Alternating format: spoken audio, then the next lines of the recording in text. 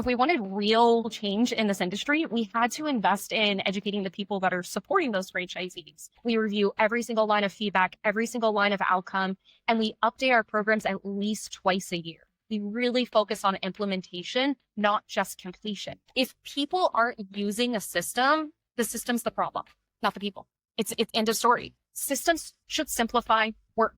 Hey everybody, welcome to The Training Effect, the show where we uncover how learning systems and training drive business success. I'm your host, Doug Mark, and today I'm joined by someone who's really made franchise education and field coaching her life's work, Stephanie Benze. Stephanie is the Director of Education at AC Inc., certified franchise executive, and a certified field coach. With over 20 years of experience in administrative and leadership roles, Stephanie specializes in optimizing operations and systems to enhance business efficiency. Her career journey is remarkable. She started in the retail business, helping grow a small business into an impressive network of 14 retail locations, a large-scale warehouse, distribution center, and a call center. That's incredible. Then she moved into franchising, where she led an emerging brand to over 200% growth in just 3 years. Now at AC Inc., Stephanie leads the development of field coaching education programs that help franchise brands maximize the impact of their field support. She manages everything from curriculum development and facilitator training to marketing and sales activities, all driven by her passion for empowering franchise teams with the skills and knowledge they need to succeed. Stephanie, welcome to The Training Effect. Thank you, Doug. Wow, I need to have you follow me around everywhere I go and give me this kind of like blasted introduction. It would be great. Thank you so much. Right? Like, how do I turn that into a career? You know, there's got to be a way, man. You could be the franchise hype man. We've got a ton to cover today. You have a remarkable career. We're excited to learn from you. And it's kind of a fascinating career, from retail operations to franchise operations leadership and now to franchise education. I think that's an intentional progression. So what drew you from leading franchise operations into franchise education? And what made you realize that, teaching and developing field coaches was where you wanted to focus? Question.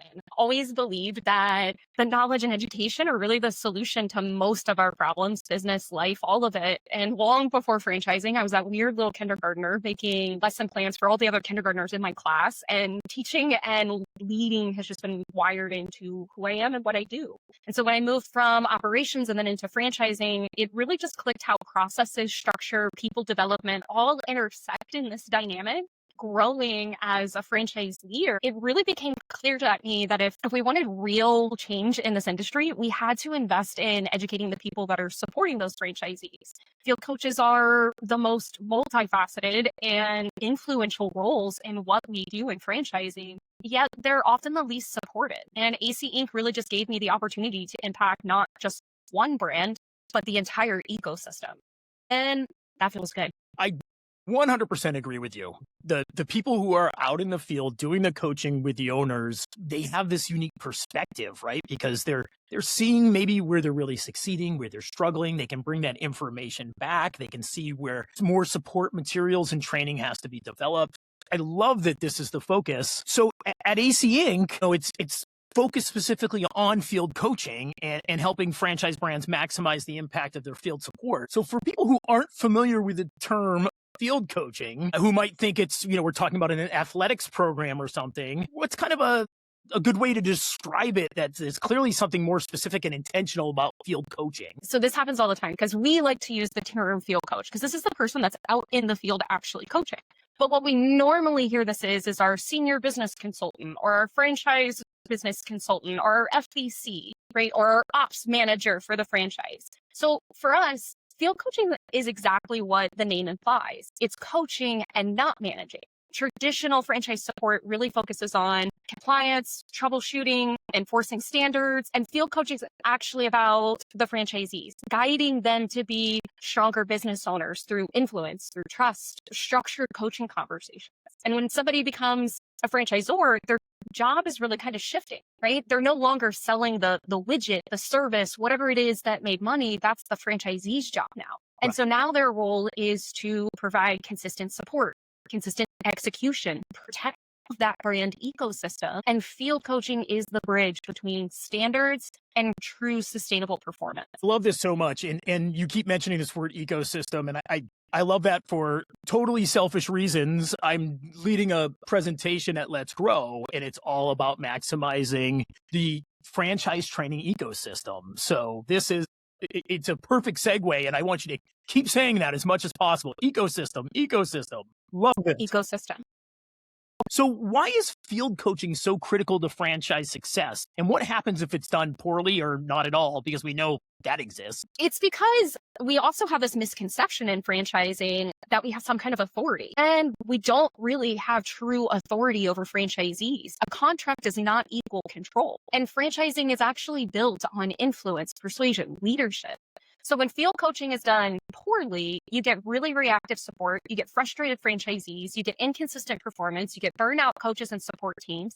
But if it's done really well, you build trust, you build alignment, you build sustainable growth and a really, really strong culture. We're talking about growth and culture and trust, and these are all amazing words, and they have impact and meaning. We're probably going to revisit a few of those, I feel like, throughout this conversation, but that's a really great kind of understanding there. What are the most common mistakes franchisors make when it comes to field support? I think it's probably just the under-investing in field support.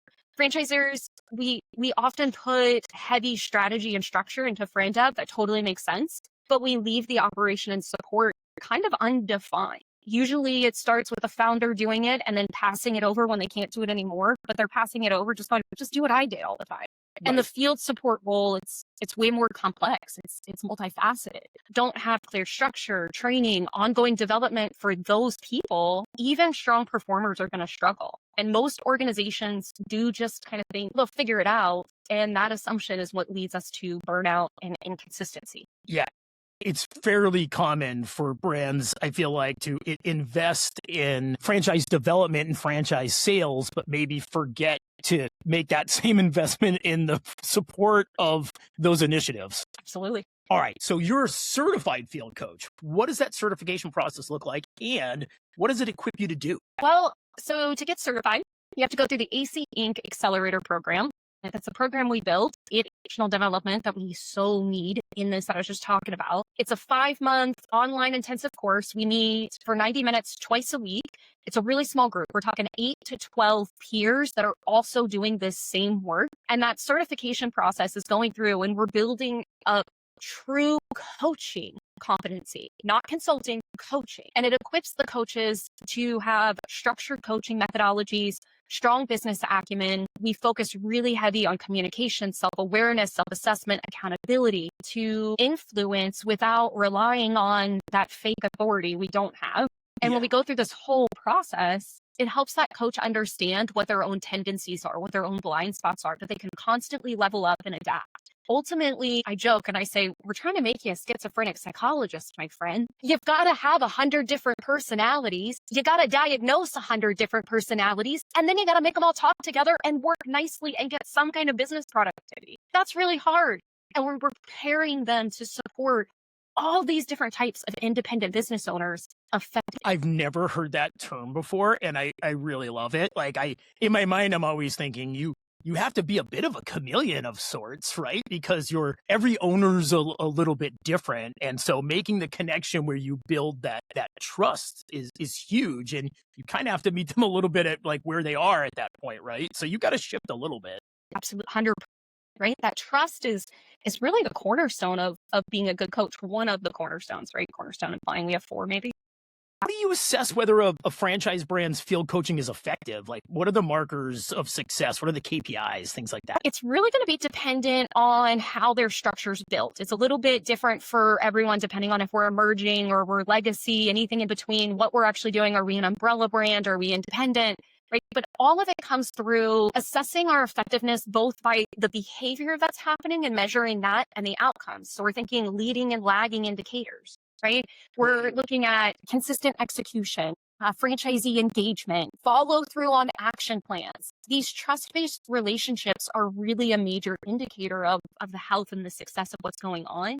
And we also have to look at the business performance. That's not going to not get looked at too. It's just that's so top of mind. I want to make sure we understand these other parts, but business performance is part of it too. When we have effective coaching, it shows up in how the franchisees are even interacting with the brand.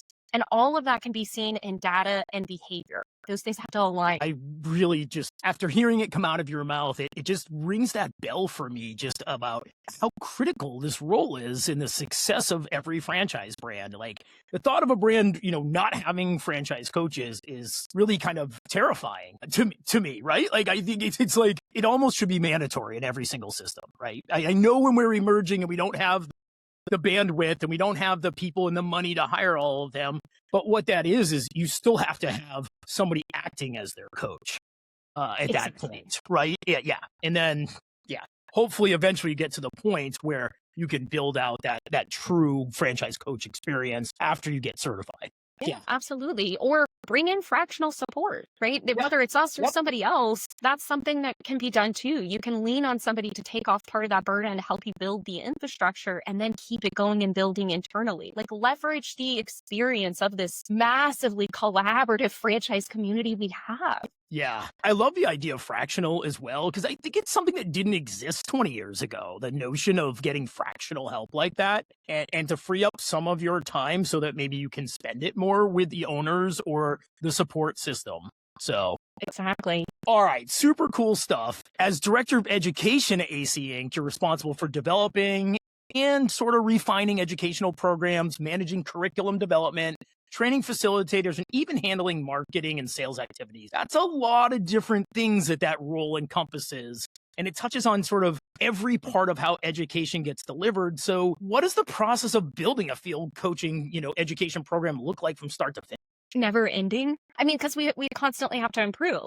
Yes. So we started by defining the skills that needed to be transferred to somebody in order to be an effective in this role from our experience, right? And then from there, we could back in tools to help support those skills in real world application. Once the tools were in place, we could build content that connects skills and those tools in a more practical way. We designed assignments that require real application, not just information consumption. We have to stick to it. Right? From there, it's about just constant quality improvement and refinement, feedback and outcomes, and how all of that is driving our program as it continues to evolve. Yes, stick to it and get that adoption where everybody is really leveraging that system that you built. How do you go about like designing curriculum that actually changes behavior and improves field coaching performance? Not just the standard check the box training. It probably comes from my love of psychology and where I started my journey, but I think it's behavior change because it happens when all of that learning concept actually turns into action. And so we focus on helping participants understand why concepts matter, not just what to do. We do a lot of self-awareness in the program. It's a big component. We use assessment on our personalities, on our communication types, on our coaching styles, which a lot of people don't even recognize that they have. And then we tie our learnings back to that and real world scenarios. When those assignments require application and personal reflection for each individual and that adjustment, now we have a lot more accountability that we can actually reinforce and have some behavioral change. That's what makes learning stick.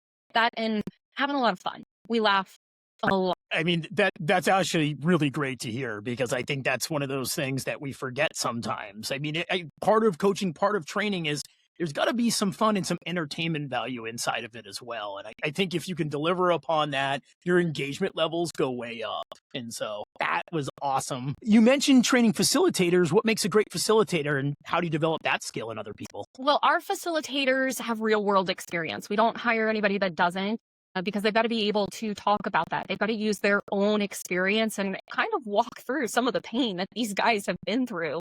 And they have to also genuinely enjoy teaching. I think that's really what's funny is like the people that we attract. I know I found the right facilitator when they tell me how much they love franchising and all their life they just wanted to sit and teach. Could I be a college professor? Could I do this? I love doing training. And I'm like, buddy, right?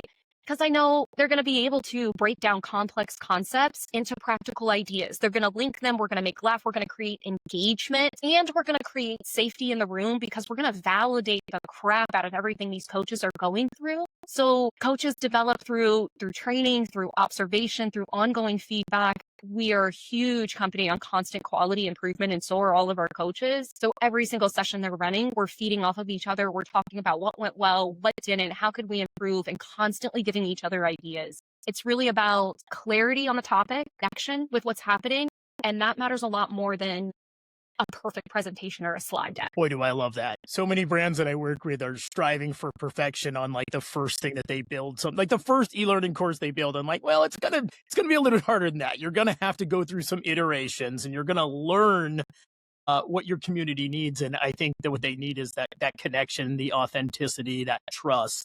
We can convey that in the sessions. Wow, that goes a long way. Stephanie, how do you balance standardization, like ensuring everyone gets the same quality training with customization, meeting the specific needs of like different franchise brands? It's kind of interesting because there are a lot of needs in different franchise brands, but the need of being a coach and the basic fundamental skills that happen with that are pretty transferable no matter what the brand is. So what we found was standardizing the methodology, the core competencies, and then it's just the level of which somebody is going to do is going to help us to ensure the quality. And then the customization comes in and how those tools are actually applied. Every brand has different realities, different challenges, and the fundamentals of coaching just stay consistent throughout. And then the execution is really to adapt to fit the brand context. We do offer some private education cohorts. We've had a couple that go through that if your company's large enough. And we can tailor it a little bit more. But the cool thing too is our facilitators have that experience, they have the knowledge, and they also have the freedom to call audibles. They'll shift around the content based on the group and how it's absorbing and how they're interacting, just to make sure that it still flows. Doesn't mean we're not going to hit every single topic, but they're going to make sure that that flow hits with that particular group. And that's why we really like to keep the groups tight. It's incredible. What would be your approach to measuring whether that, your education programs are actually working, and how do you iterate and improve them as you go? Measurements built into everything that we do. Probably because I was a COO and that just happens sometimes for us. Every session, which puts a lot of pressure on our facilitators. Every single session, all 40 of them, we evaluate the effectiveness of the content and the effectiveness of the facilitator, and we ask them to be honest with us. And then our education team is meeting regularly. We review every single line of feedback, every single line of outcome, and we update our programs at least twice a year. We really focus on implementation, not just completion. We even offer services where coaches can come back, join a think tank of other graduates as they're doing this after they graduate so they can learn and keep adapting.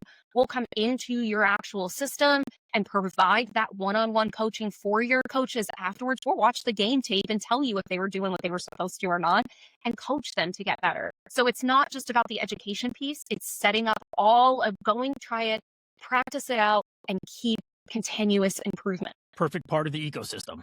The ecosystem. Before you joined AC Inc., you led an emerging franchise brand to over 200% growth in just 3 years. That's a big deal. The kind of growth is pretty exceptional and doesn't happen by accident. So what role did training and field support play in achieving that 200% growth? Yeah, absolutely. I think that early growth is a little easier than sustained growth if we're going to be transparent there, right?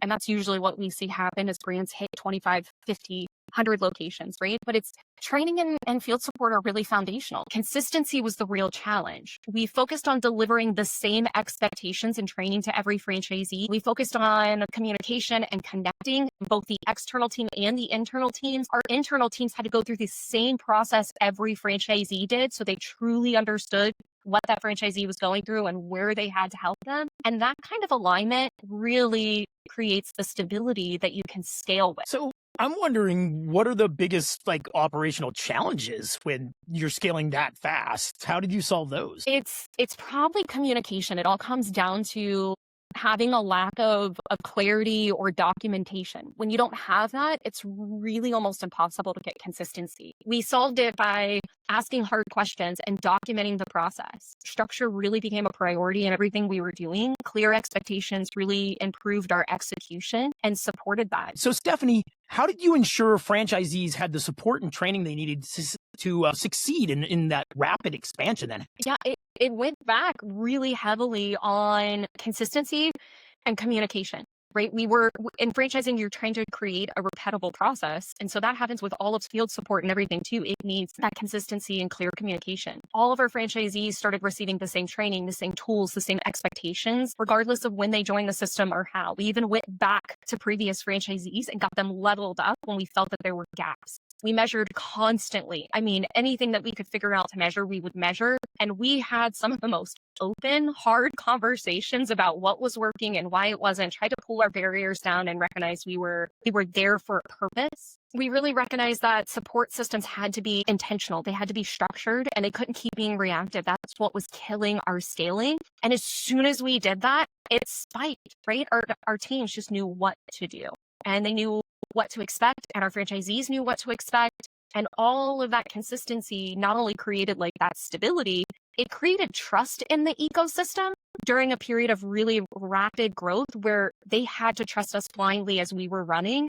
And that's how we did it. Yeah, that's incredible. And it probably led to what the next question is it probably involved some systems and processes that you had to put in place so that you could sustain that growth. Can you tell us about, like, what did you do as far as building out systems and processes? We kind of leaned into EOS a good bit for sure. And I think EOS is absolutely fantastic when it comes to run it. A little harder in franchising because the dynamic is so deep. And so you got to go a little bit more. Vision planning with leadership was crucial. It was not only our leadership team, it was an international leadership team. And then it was the leadership team of all of the other franchise owners to make sure that we had alignment. We had regular meetings, we had agendas, and man, guys, action items on your agendas. If you are walking out of a meeting and you do not have action items, gosh, I cannot tell you how much that drove us forward. It drove alignment, drove accountability, and it made it easy for us to then go and create SOPs. We documented everything. If we knew we were going to have to do something more than twice, your job was to document it the first time so that we got consistency. And it was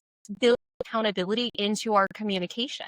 Right? All of that helps create alignment, and alignment sustains momentum. We jump into all of this in our course too, and why we build this up. Like, what does that do?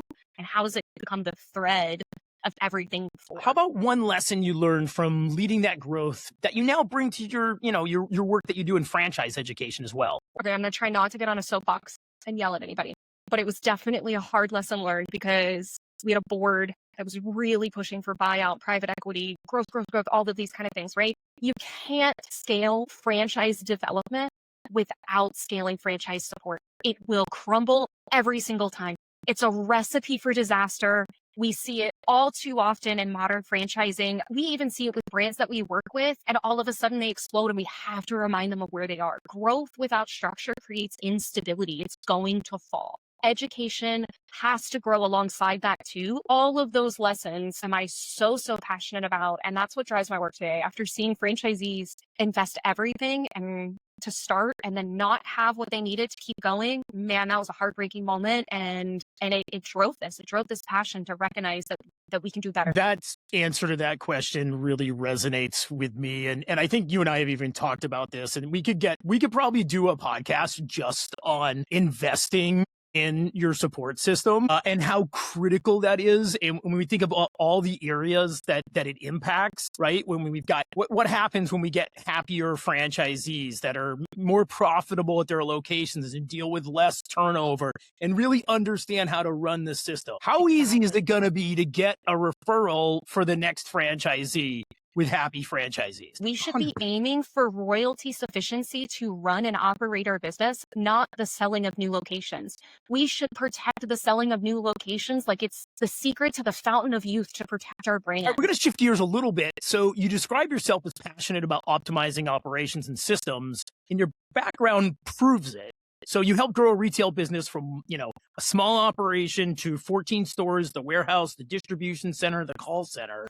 You built reporting platforms, developed training programs, created manager training manuals, and conducted showroom audits. Like, you know how to build systems that scale. So what's your philosophy on operations and systems, and how do you know when that systems needs to be built or improved upon? I would probably say, and it came from lessons earlier in my career when I thought I just had to kind of come in and fix things, fix people. If people aren't using a system, the system's the problem, not the people. It's end of story. Systems should simplify work. Poor adoption signals that there's a problem with usability, there's a problem with training, Those are all those friction points that I want to dive into and find. Those are going to highlight where improvement is needed. And a lot of times that communication really solves more than the actual technology itself. People are going to take away some really good, like, usable tidbits today. And again, hope so. you did all those things. I mean, I'm just going through your resume of things that you've done. I'm not talking anything up. This is you, and you built that. That's incredible. This feels like a lifetime ago, my friend. Right? Yeah, I'm sure. You mentioned developing a reporting platform for company-wide use. How do you approach building tools and systems that people will actually use? Are you going to believe I'm going to say I start with a conversation? I am. You start talking to the people, communicate with the people who's going to use the system and make observations. I'm going to dig in. I want to see the workflows. I want to ask questions. I want to understand what the end goal is for everyone and what's the process. We can't keep building systems in isolation and skipping that step. It just wastes a ton of time and money. That relevance also helps to drive the adoption we were talking about just a minute ago. Yeah, that buy-in is so critical, and they're going to get it there. What are the core operational systems every franchise brand needs to have in place before they can really scale effectively? Ooh, probably two big ones come to mind for me. Probably, again, operations data nerd, but also knowing as a franchisor, this is kind of what our life shifts to. It's a functional CRM.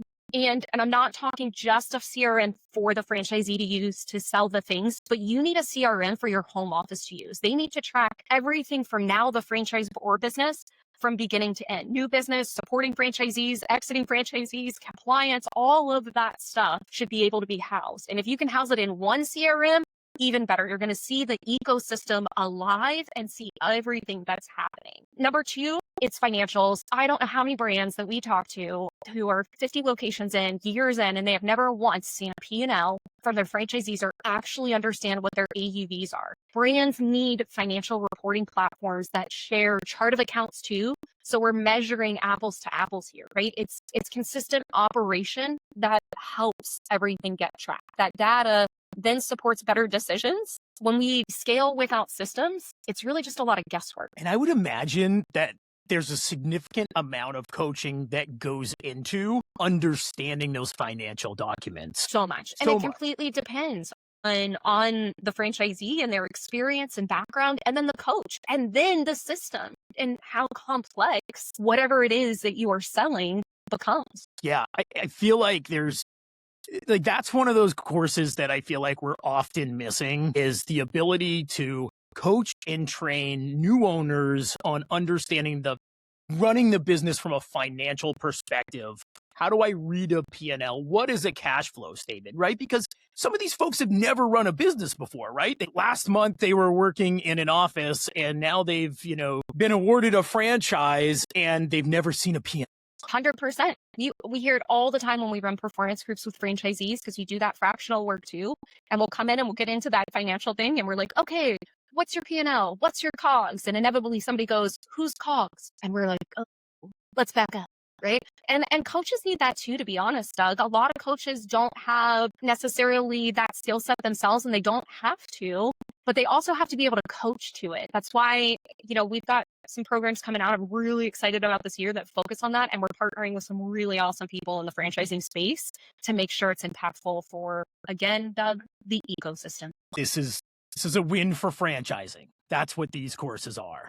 Yes. Yeah. I'm going to absolutely promote that. So love it. Love it. How do you balance the need for structure and process with the need for flexibility and adaptability as the business grows? Ooh, okay. This is one of my favorite ones because it's a long lesson that I learned from somebody else that's also a travel lover. Good structure creates flexibility, actually. Works should guide and not restrict. Systems have to be reviewed pretty regularly.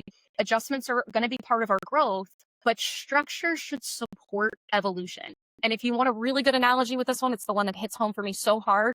Think of bamboo, not the oak tree. Let's run that analogy by. So the bamboo. So talk a little bit about this for people who don't have bamboo outside their house, which we ironically do. Tell me more about that. I am not talking about its invasive properties of bamboo, because that is also absolutely insane, Doug. And I'm so sorry that you're probably having to deal with that at your house, because I too have felt that. But I need more in when the storm comes, when the pressure comes. Does the bamboo break or does the oak tree? Yeah. The bamboo doesn't break. It bends with the wind. It has enough flexibility in its structure that it changes and it survives. The oak tree that stays rigid to the structure without any flexibility is the one that cracks and topples and falls. And furthermore, its whole root system comes out of the ground too. Be the bamboo. Be the bamboo. Be the bamboo. How about and maybe you want to be invasive too. Yeah, well, yeah, exactly. I think that's a good point that I didn't think of when I was, I had these like PSTD things about bamboo in the back. Yeah, so. I totally get it. What is an example of a system or process you've implemented that dramatically improved business performance? Craziest, simplest thing that I will do every single time first, without fail, when we work with any kind of company, whether I'm AC, anywhere else, it's fixing how our meetings are ran. Making such a huge impact on that. We have clear agendas that increase the focus, action items that create accountability, follow through improves, right? It gets quicker, communications are clearer, results follow. All right.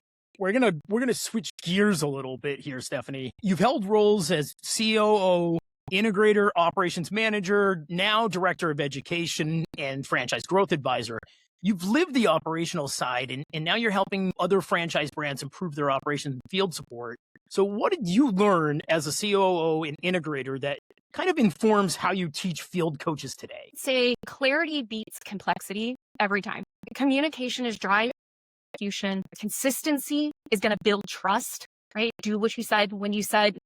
Constantly only work if the expectation for how the tools are supposed to be used are clear. Leadership is really more about not telling everybody what to do. It's about creating alignment so everybody knows what to do, where to go, right? And those lessons, they show up in every single thing we teach. I love that. Your role as a franchise growth advisor, what are kind of the most common operational gaps you see in franchise brands? It's definitely under the structure that they have going on. It's really unclear. There's inconsistent. Field support's often underdeveloped or very reactive, right? Because again, it came from the founder who was like, just call me. And they roll it over to the next person and they're like, just call me. And then all of a sudden that becomes our process and our structure, right? Now we don't have expectations that are clearly defined and we have to go back. We have to address this by building more foundational systems, developing people in those roles, recognizing that they're leaders, structures and skills. They have to grow together. You can't without the other. You've worked with brands at different stages, right? So emerging brands versus these more established and larger brands. What's the difference, about field coaching needs at each stage? I think it depends on where the franchisor is, because typically an emerging brand is going to need more foundational structure and clarity. And typically established brands are going to need more refinement and alignment. However, the caveat here is that if we never had field support or structure ever, and now we're established big brand, guess what? We got to go back to square one, guys, and we got to start with foundational structure and clarity. And we've seen that too. We've had it happen with brands that had 5 locations, and we've had it happen with brands with 3,500 locations, and they were just establishing support, right? We're going to take certain things. So early coaching stages, it's about consistency. Big brand, little brand, no matter what, it's about the consistency. And then as you mature in your support, it goes on to the effectiveness and the depth of what you're doing. And it should be evolving as that brand is growing. I can't agree more. That is tremendous advice there. What's your suggestion, advice for franchisors who know they need better field support but don't know where to start? Start with your support team. Equip them with the structures and the skills. Clarify what their role is and their expectations. And you might have to go backwards with your leadership team and the drawing board to figure that out. Figure out what it is and invest in their development on wherever you're finding the gaps. When you do that, everything that's coming downstream gets so much easier. Well, I think it was Richard Branson who said something along the lines of like, you take care of the people and they will take care of the people. Same thing in field coaching. Love that. How do you help a franchise brand shift from reactive support, so putting out those fires and those oh no moments, to proactive coaching, preventing the fires from happening? It's really about structured coaching frameworks and clear expectations. Metrics are usually identified early. Coaching becomes proactive instead of crisis-driven. When we know what we're trying to achieve and we're measuring it, we're ahead of the game. There's fewer fires and more progress. And that's really the goal. We don't want our coaches just answering questions that could be found out of an operations manual. Use AI, find Easy Assist, right? Those guys can help you out. Let the coach be the person that really is driving progress forward in coaching, not just providing the answers that can be found somewhere else. We're going to start in with the rapid fire questions. So I want to know if you're on team Go Be Awesome or don't be shitty? I'm on team go be awesome, but at the very least, don't be shitty. For the longest time, I've had a water bottle that said don't be shitty, and I just had to put it to rest recently. So I am due I'll for send you a new another sticker, my Please, friend. thank you. Exactly. I got you. So you've worked in retail, real estate, banking, franchising. What's the one universal truth about operations that applies everywhere? Is there one? It's the heartbeat of the system. Yeah, it's a heartbeat of a business. It's the brain and the heartbeat at the same time. It's this thing, right? Think somebody once told me, and I love this analogy. It's the spider in the web, right? They feel every single thread of that web being pulled in different directions, different pressures. They know what's happening when they've landed something, and they build that all together to make this like beautiful little masterpiece. One thing every new field coach needs to hear on day one. Start with trust and rapport. Franchise owners, make sure you understand and you have before you dive in. You're in a leadership role, whether that's in your title or not. If you're supporting franchisees, you are now in a leadership role. What is a common belief about franchise training that you wish people would let go of? That we just have to onboard them and train them and give them a manual and you're good to go. Follow the manual, man. Hey, everybody, the operations manual. It's a list of all the things you need to teach. It doesn't actually teach, and it doesn't explain the what to do and how to do it and why it's important. Nor does it hold anybody accountable to do it, right? Like, God, it's like, it drives me insane how many people, they're like, oh yeah, we support them all the way through 6 months. Like, oh God. Those same people are the people who put their operations manual online and call that e-learning. Like, yeah. Yeah, nope, just read this. Nope, pointless. Yep.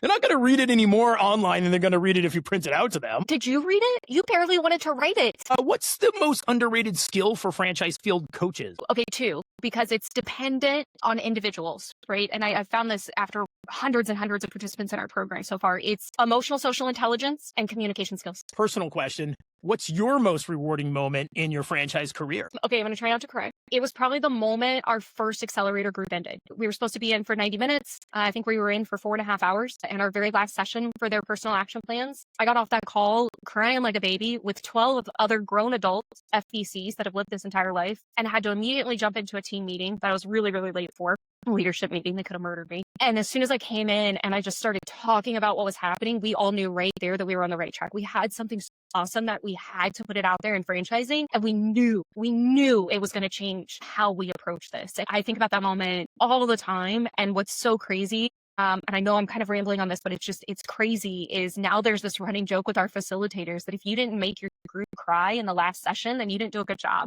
They weren't connected. They didn't hit it, and it does. It's big stuff we hit, and it's impactful, man. Yeah, I was just going to say, you're really positively impacting small business owners at that point. That's who we're doing it for at the end. That's awesome. Okay, when you're on the road and you're traveling and you're visiting sites and you're tired and you're ready to be home, what's a franchise brand that reminds you of home? It's probably Texas Roadhouse. Like, give me a good steak, give me some that cinnamon butter, and then let's boot, scoot, and boogie in the middle of the aisles. I'm going to get down and we're going to honky tonk it down. It's going to make me feel like I'm at home, my friend. It's so great. Stephanie, this has been an absolutely incredible conversation. It's valuable to all of our listeners. For those who want to connect with you and learn more about AC Inc.'s field coaching programs, maybe explore working with you, where should they go? You can go to our website, fieldcoachexperts.com, and you can book a quick chat with our team there. It's going to be Jen Brannon or myself, or you can find us on LinkedIn. Message us. We're there to chat time. Reach out regardless. We offer a shit ton of free resources, newsletters, templates loaded, and we've got 4 weekly roundtables that are completely free. We've been running for 5 years now to just constantly level each other up and connect as a community. We're here. We're purpose driven. We're here for franchising, man. Whoa. Can anybody join those roundtables? You've got to have a couple qualifying things because they're based on your size, your position, what you're doing to make sure it's peer related. Yeah. But yeah, you don't have to be a client. You don't have to do work with us. You just got to reach out. Please join us. You don't even have to be there every week. Just join when a topic comes up that you want to talk about. Wow. It's so awesome. Hey, thank you so much for coming on my show, espousing so much knowledge. It was a wonderfully powerful conversation. Stephanie Benze, I cannot thank you enough. For all of you who are watching and listening, either or, if you want to connect with Stephanie, learn more about AC Inc., visit fieldcoachexperts.com, find her on LinkedIn. And if this episode resonated with you, please subscribe to The Training Effect, leave a review, share it with maybe a franchise leader, maybe an operations professional who's ready to elevate their approach to franchise growth and development. Thanks for tuning in. We'll see you next time. This was The Training Effect. Thank you.